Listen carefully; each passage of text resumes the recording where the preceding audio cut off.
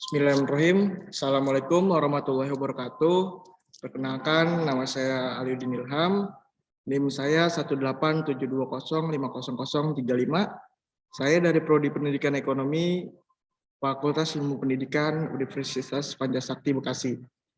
Pertama-tama di sini saya akan menjelaskan untuk UAS Pendidikan Agama Islam 2 dengan dosen pengampu Son Haji SAG MM.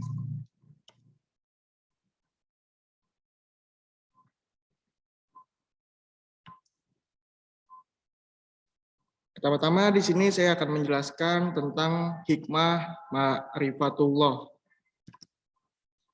Di sini ada pengertian ma'rifatullah.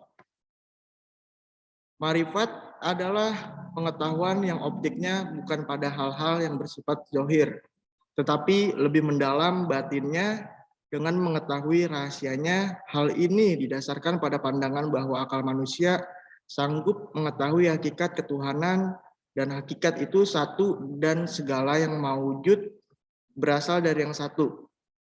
Ma'rifat muncul seiring dengan adanya istilah tasawuf, di mana dalam tasawuf atau dalam hal ini para sufi berusaha melakukan pendekatan dan pengenalan kepada Allah untuk mencapai tingkat ma'rifatullah yang tinggi. Makrifat menurut para ahli. Di sini saya akan menjelaskan beberapa menurut para ahli. Yang pertama yaitu makrifat menurut ahli fikih adalah ilmu. Setiap ilmu itu makrifat. Makrifat itu ilmu, setiap orang alim arif, dan setiap arif itu alim. Yang kedua, makrifat menurut ahli sufi ialah rasa kesadaran kepada Allah akan sifat dan asmanya. Dan yang terakhir, makrifat menurut pemikiran Ahmad Rifai, yaitu berpikir akan kekuasaan Allah atau suasana hati yang menggambarkan menuju kedekatan hamba dengan Tuhannya. Selanjutnya itu ada ciri-ciri hamba ma'rifatullah. Ciri orang yang ma'rifat adalah la khaufun alaihim walahum yahzanun. Ia tidak takut dan sedih dengan urusan duniawi. Karena itu kualitas ma'rifat kita dapat diukur bila kita selalu cemas dan takut kehilangan dunia. Itu tandanya kita belum ma'rifat, sebab orang yang ma'rifat itu susah senangnya tidak diukur dari ada tidaknya dunia. Susah dan senangnya diukur dari dekat tidaknya ia dengan Allah. Maka kita harus mulai bertanya bagaimana agar setiap aktivitas bisa membuat kita semakin kenal, dekat dan taat kepada Allah. Seseorang dianggap ma'rifatullah atau mengenal Allah jika ia telah mengenali yang pertama ada asma, nama Allah yang Asmaul Husna. Yang kedua sifat Allah, wajib, mustahil, dan jaiz. Yang ketiga ada af'al atau perbuatan Allah yang terlihat dalam ciptaan dan tersebar dalam kehidupan alam ini.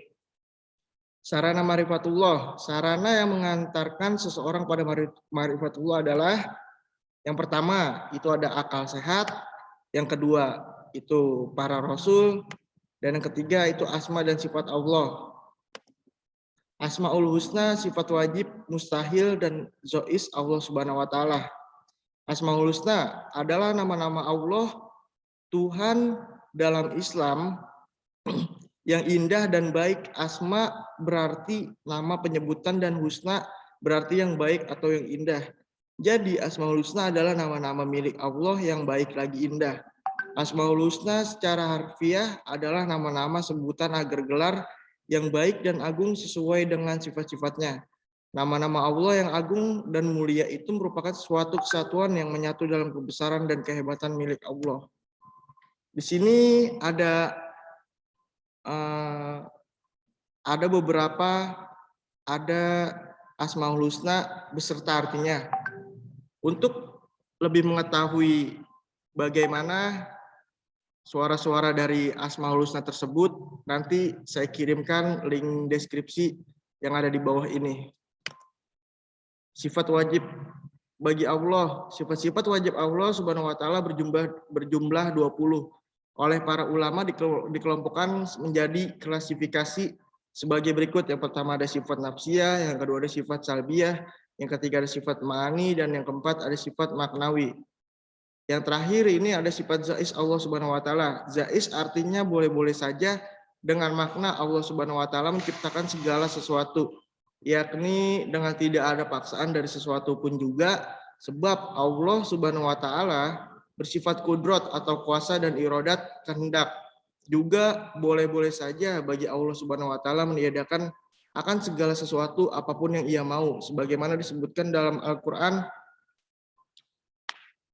ayat 28, juz 28 ayat ke-68, terus juz 3 ayat ke-26 dan juz 2 ayat ke-284. Itu saja yang dapat saya sampaikan. Kurang lebihnya mohon maaf. Wassalamualaikum warahmatullahi wabarakatuh.